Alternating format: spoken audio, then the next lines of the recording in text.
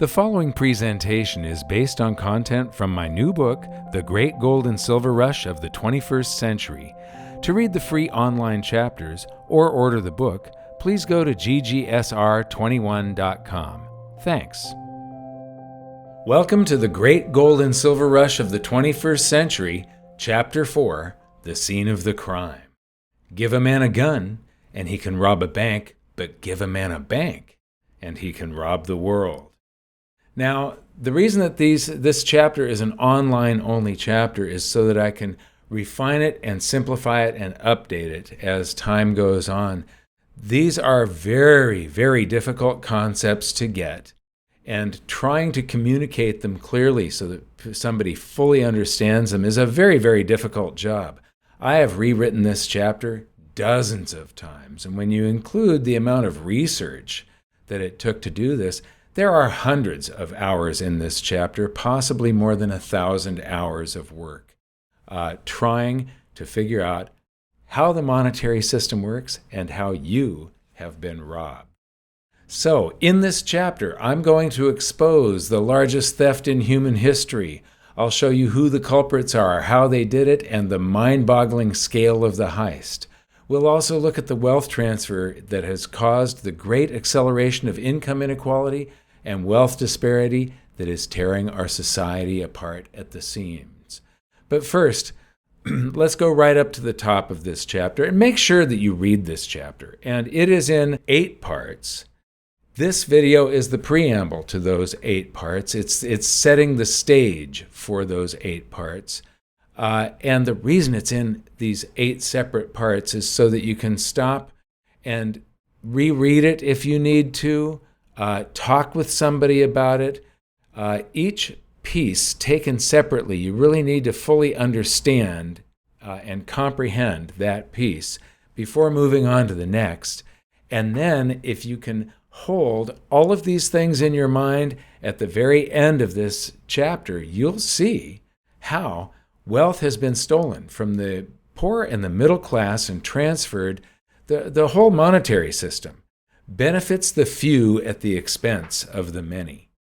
And, you don't want to be one of those many if you can help it. And the way the system is designed, it cannot help but transfer wealth from one group of people to another. So you want to try and make sure that you know about this so that you can be one of the people that wealth is transferred towards. Because if we have an unfair, unjust, immoral monetary system, that's just the world we live in, and we all have to make the best of it. So just before going to press, the decision was made to cut a couple of chapters from the book so that I could simplify and update them as we move forward in time. And then so that I could also make these explanatory videos, because I wanted to sort of give a little bit of help. Some of these things, like I said, are very, very difficult concepts to grasp. It also cut the retail price of the book so that I can reach more people with what I think is an important message.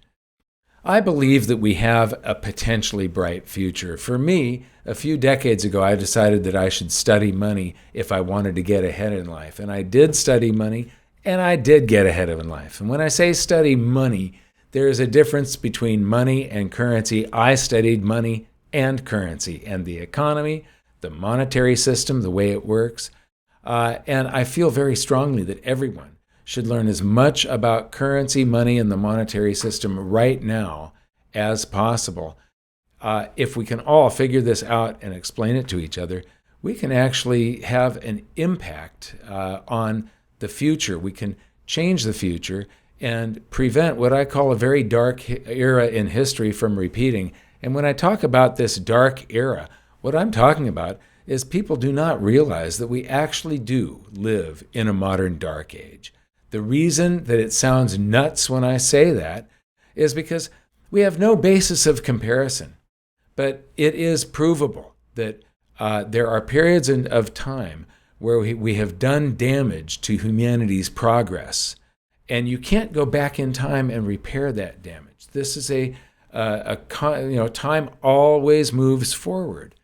And tomorrow's prosperity is built upon the prosperity that we have today, which was built upon yesterday's prosperity. And if you do anything to impede that prosperity today, you can never, each one is a step that's a rung on the ladder. You saw off one of those rungs and you're in trouble. So please, also, share this with everyone you can. If you could, you'd really help, I believe, everyone by emailing this download this, email it, send people to GGSR21 to get the latest updates. Now, when I cut this chapter, one of the things that was cut was a disclaimer. My friends and colleagues all cautioned me about using the words slave, slavery, or enslavement in these videos and this book, because it's become very intertwined with racism. It's just that there are no other words in the English language that can accurately describe this economic slavery that our monetary system puts us in. You have been monetized, and you are your future work hours have already been sold off into slavery, and we're going to get to that in a moment. But this whole system exists in the shadows. It's intentionally disguised, and it's invisible to most people. But I think through the use of correct language, I can shine a light on economic slavery and show you that it is something very, very real. So let's get into Chapter 4, the scene of the crime. Give a man a gun, and he can rob a bank, but give a man a bank, and he can rob the world. Surprise, surprise. In this chapter, I'm going to expose the largest theft in human history. I'll show you who the culprits are, how they did it, the mind-boggling scale of the heist, and we'll also look at the wealth transfer that has caused the great acceleration of income inequality and wealth disparity that is tearing our society apart at the seams. The evidence that I'm going to submit comes mostly from the Federal Reserve and the Bank of England, and it lays the foundation for the next 2 chapters. So you really need to digest each one of these parts that I'm about to present, because this is a story told in parts. I believe that the only true way for anybody to possibly comprehend the enormity of what is coming in our economy and in the financial world is to fully understand the shaky foundation that supports the monetary house of cards. This chapter is going to show you that foundation, and you'll get a look at some of the cracks. Chapters 1 and 2 laid out the groundwork that'll help you through this chapter, and this chapter is technically a lot more difficult. Very difficult concepts to grasp. I'll try my best to simplify them, but talk with people about this.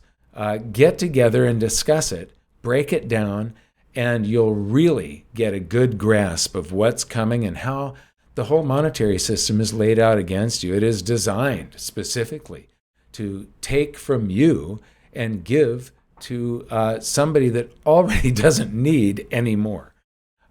So if you have chapters 1 and 2, this will be a whole lot easier to understand.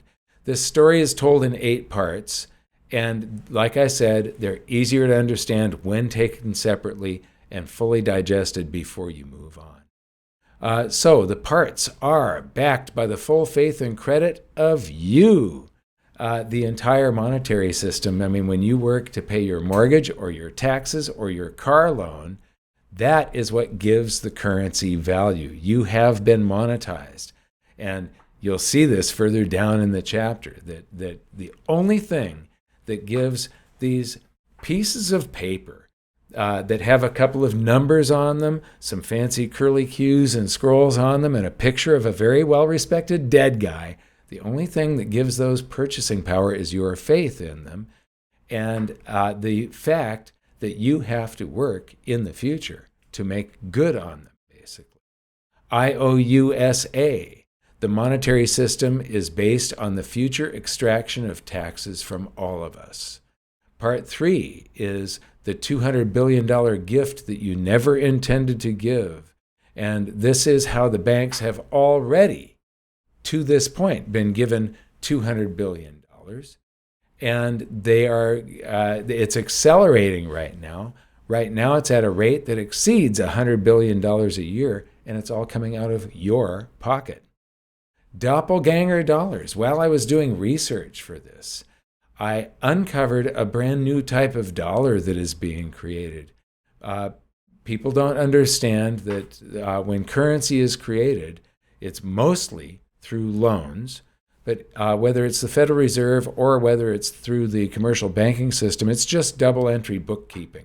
The currency springs into existence, and when the principal of that loan is being paid off, the currency is being extinguished. As you save up and pay those dollars to the bank, they meet the debt on the balance sheet and they annihilate each other. So currency is constantly being created and destroyed, except there is a brand new type of dollar that was created by Ben Bernanke in 2008, and this dollar is not self-extinguishing. It just stays there. Normally, the amount of loans is growing at any given point in time, so a little bit more currency is being created than is being extinguished at that point in time. These dollars were just created, and they don't get extinguished. So part 5 is the $7 trillion theft. A third of the currency supply was stolen, and guess who they stole it from? It was from the poor and the middle class, and it went to the richest people on the planet. Part 6, an economy on life support. I'm going to show an overwhelming body of evidence where the financial markets have been manipulated to make everybody think that the economy was doing well. But all of this manipulation, the lies, the cheating, this all gets stored up. This is like energy that has to be released one day. And so that energy is about to be released. I call it the other half of the financial hurricane that we've been in. You know, a hurricane, the more powerful it is, the larger it is. And usually the larger the eye will become. And that eye is a calm in the middle of the storm. And as that storm sweeps through, you go through the first part of the storm, and it's windy, it does a lot of damage, and then everything seems fine. And then along comes the second half of the storm.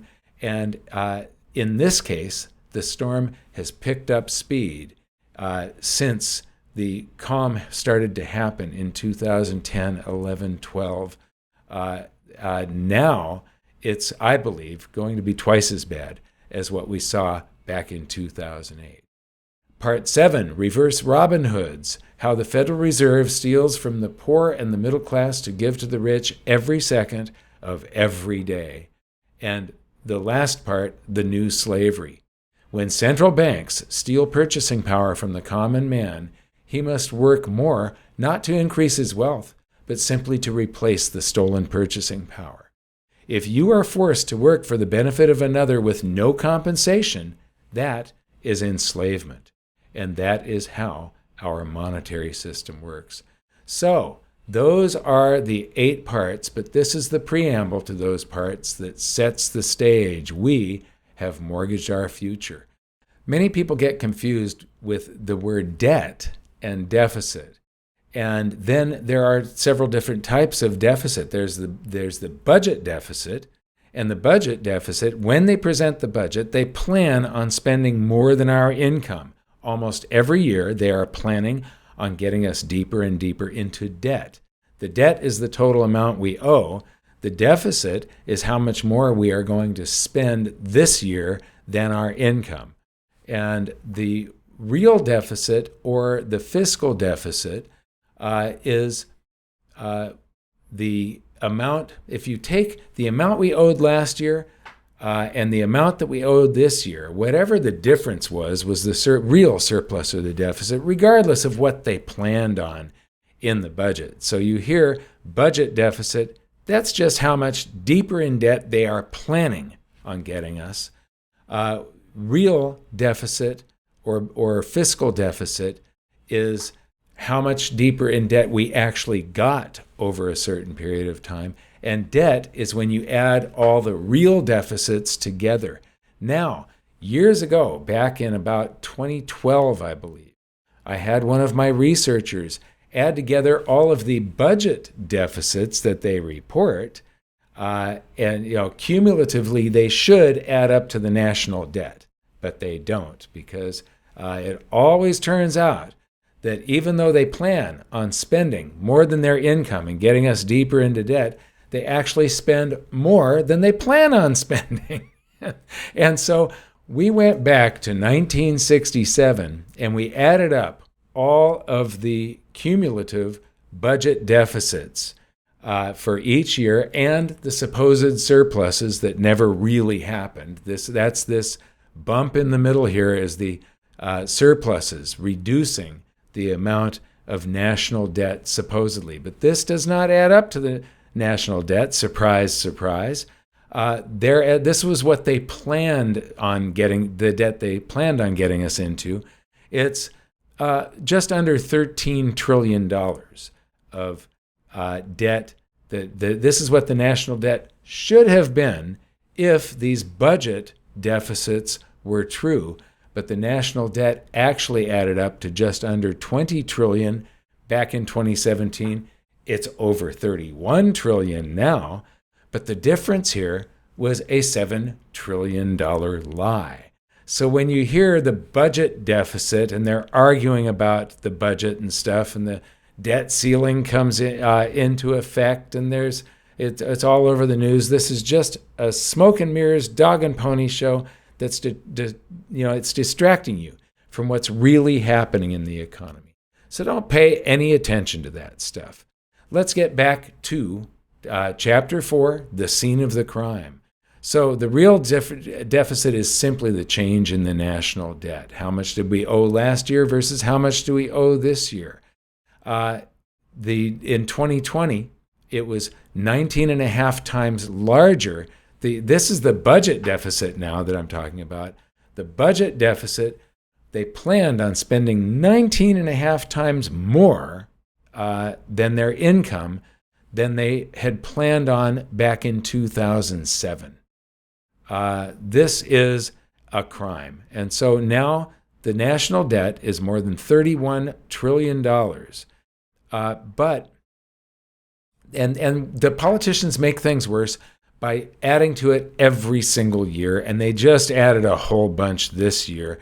And every treasury auction is actually the same thing as a mortgage refinance, but for the entire country. Every day, some of our old debt comes due. Some of the old treasuries, the bills, bonds, and notes are maturing, and they have to replace those. And on the average, it's right around 5 years that the national debt rolls over. So every 5 years, they have to basically do a refi, but this is on a rolling basis. It is done every single working day. They are refinancing the country's national debt. At the beginning of 2022, Treasury yields were a little over 1% if you're taking all of the different bills, notes, and bonds from all the different maturities and you average them. At the beginning of 2022, it was a little over 1%. At the beginning of 2023, it was a little over 4%. But they've already raised rates again since then. And so when you take a little more than 4% interest on a little more than $31 trillion of debt, it's a little more than $1.25 trillion, and that's not a little, that's a lot. So because these debt instruments roll over at about an average of 5 years, we've only begun to see this big rise in interest payments up to that $1.25 trillion. But it is going to squeeze out a lot of we're already doing deficit spending to try and keep up with how much the politicians want to spend, and they keep on spending more. And this is basically part of your lifetime that they are auctioning off. You have to, when you pay taxes, you're paying on all of those treasury bonds that they keep on issuing, treasury bonds, bills, and notes. So this same rolling over and refinancing of our national debt also applies to businesses and individuals. And today, private debt of all corporations, small businesses, families, and individuals is around $60 trillion. And when you add the national debt, it exceeds $90 trillion. So you can see this enormous debt here. 4% interest on $90 trillion is $3,600 billion. This is the pit of debt that I was talking about in Chapter 2. So, according to the Federal Reserve, the broadest measure of the currency supply says that there are basically about $21.5 trillion in existence. That means that the Federal Reserve is telling us that we've got $21.5 trillion that exists to pay off a $92 trillion debt. Now, to be fair, a lot of this 21.5 trillion, these dollars were borrowed into existence. This is the principle. A lot of that corporate debt, for instance, on a corporate bond, when you pay it, you've loaned currency to that company with the bond, and then you pay it back, and those dollars don't vanish. That company pays it back to you. You're going to spend the dollars somewhere else. So, given enough time and a growth in the economy, we would be able to pay off that debt with the existing dollars. But still, the very fact that there's 4 times more debt than all the dollars that exist, this should be alarming to everyone. So I've tried to think my best of some way out of this, and boy, we are in some serious trouble here. So how did we get here? What caused all this? Most people would say out of control government spending, but that's only the effect. It's not the cause. The true cause is currency creation from nothing, currency that can be conjured into existence from nothing. And that is how we can continually spend more than we've got, and that's what got us into this problem. So for some reason, the process of fiat currency creation leading to the $90 trillion pit of debt reminds me very much of the Sorcerer's Apprentice from Disney's Fantasia movie. Mickey Mouse works for a sorcerer bringing buckets of water from the well to fill the cistern in the sorcerer's quarters. The sorcerer leaves the room. Mickey dons the sorcerer's magic hat, and he casts a spell on a broom to do his work for him. And Mickey falls asleep, basically, and he's dreaming. And everything is going well at first, but Mickey loses control and finds the room flooding. He tries to stop the broom, but he can't, so he chops the broom up into a whole bunch of little pieces. Those pieces start coming back to life and turn into a full broom, each one of those pieces. And now you have hundreds of brooms bringing hundreds and hundreds of buckets of water until the room is overflowing and Mickey is about to drown. But just then, the sorcerer arrives and with a wave of his arms reverses all the damage done, and Mickey is saved. The financial system, though, our financial system, is out of control and we are drowning in debt. So, it was the sorcerer who saved Mickey. My question is, who is going to save us? I want to thank you for watching this video, and we'll see you in the next video as I cover part 1 of Chapter 4, and this is backed by the full faith and credit of you, because you have been monetized. We'll see you in the next video. Thanks for watching, but this is by no means the whole story.